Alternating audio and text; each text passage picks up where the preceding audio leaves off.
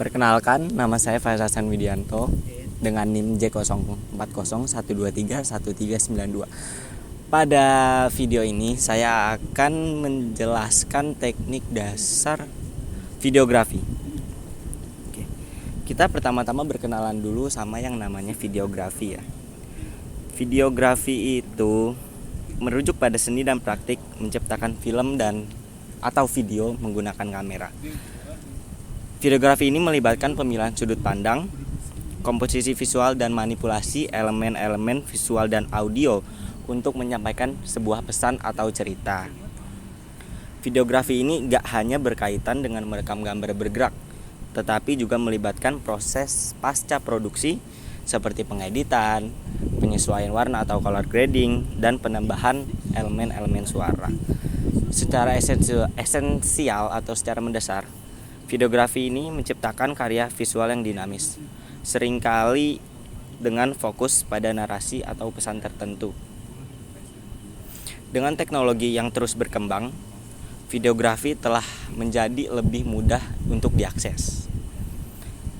Memungkinkan banyak orang untuk mengekspresikan ide-ide mereka melalui medium visual ini. Dalam konteks komunikasi digital, videografi juga bisa menjadi alat untuk menyampaikan sebuah informasi dengan cara yang lebih menarik dan lebih dinamis. Lalu ada peralatan videografi, yaitu ada kamera. Kamera ini banyak ya jenisnya, ada nggak banyak, cuma setahu saya kayak ada DSLR dan mirrorless ya. Yaitu ada fungsinya masing-masing dan kalian juga harus belajar tentang pengaturan dasar kamera-kamera ini. Lalu alatnya yang lain ada tripod untuk penting banget untuk menjaga stabilitas gambar. Karena kalau misalnya kalian tangannya tremor atau gimana, lebih baik pakai tripod aja ya. Jangan kayak ini mas videografer yang satu ini nih, tangannya tremor gitu. Yang ketiga ada lighting. Lighting ini penting banget ya guys buat pencahayaan di sebuah video, karena kalau misalnya kalian under exposure atau terlalu gelap, videonya kan jadi nggak enak dilihat ya. Oke, yang ketiga ada komposisi visual. Yang selanjutnya ada komposisi visual. Komposisi visual ini ada rule of thirds namanya. Rule of thirds ini adalah pemisahan frame untuk keseimbangan visual. Jadi rule of thirds ini dalam dunia fotografi atau videografi adalah aturan sepertiga atau petunjuk gimana sih caranya memposisikan objek di sepertiga bagian dalam foto biar foto atau video ini lebih enak dilihat. Kan nggak enak kan kalau misalnya kalian di ujung terus di sisi kanannya atau sisi kirinya itu kosong banget. Jadi biar enak dilihat, kalian pakai rule of thirds.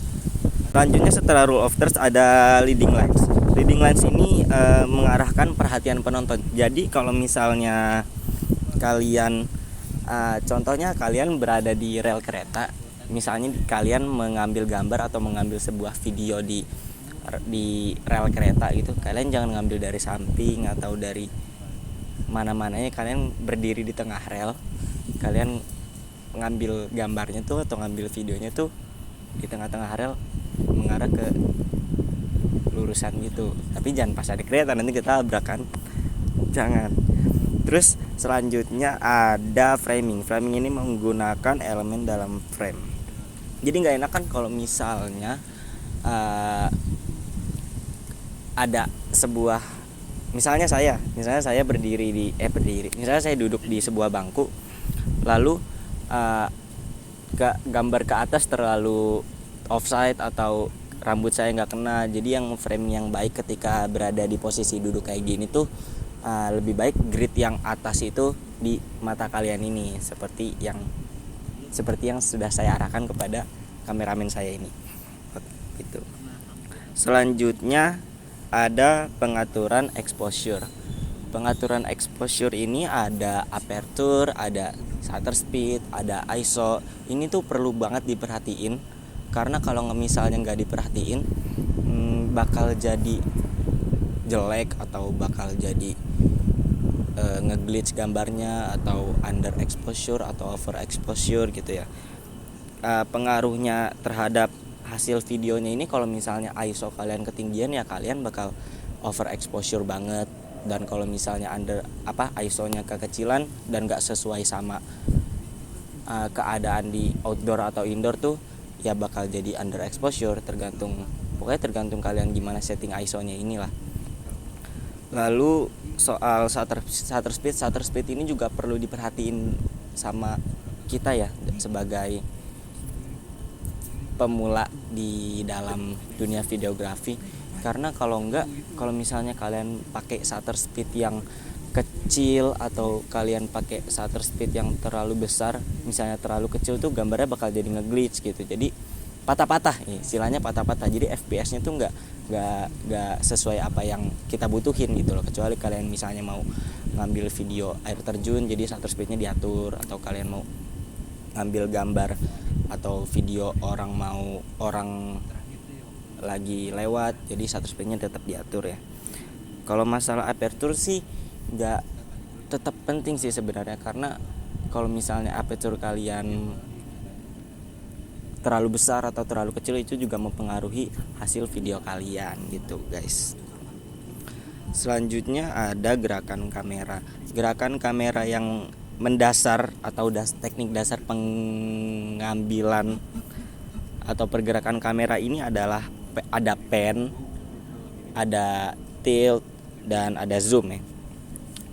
Lalu soal gerakan kamera ini perlu banget stabilisasi guys. Jadi stabilisasi ini adalah cara mengurangi getaran yang tidak diperlukan atau getaran dari kesalahan kita sendiri sebagai videografer dalam mengambil video tersebut.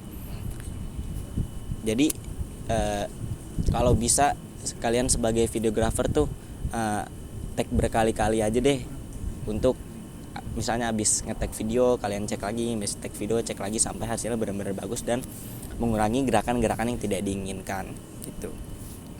Selanjutnya ada storyboarding.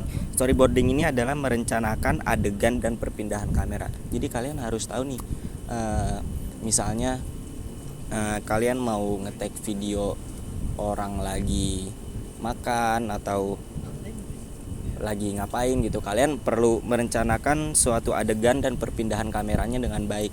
Karena kalau misalnya perpindahan kamera dan adegannya nggak sinkron, jadi nggak enak dilihat.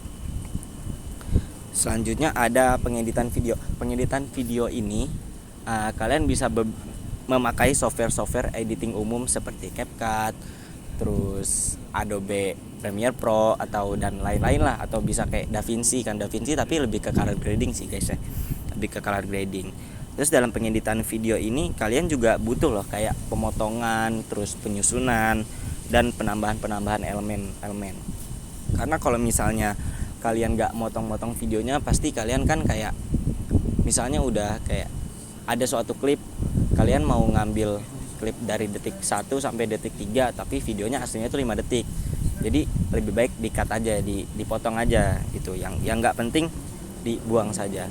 Lalu habis pemotongan tadi ada penyusunan ya. Jadi setelah kalian motong-motongin klip yang sudah kalian ingin benar-benar gunakan, kalian susun biar editnya tuh lebih gampang gitu. Terus selanjutnya ada color grading. Color grading ini sebenarnya penting banget buat dalam videografi, karena ini tuh color grading ini bakal ningkatin estetika yang ada dalam sebuah video gitu. Jadi kalau misalnya dalam sebuah video itu kayak nggak pakai color grading, kayaknya kurang ya. Selanjutnya dalam color grading itu ada keselarasan dengan tema atau pesan. Jadi kalau misalnya kalian lagi ngambil scene sedih atau scene berduka gitu kan, kalian bisa memakai color grading yang sesuai sama tema atau pesan-pesannya tersebut.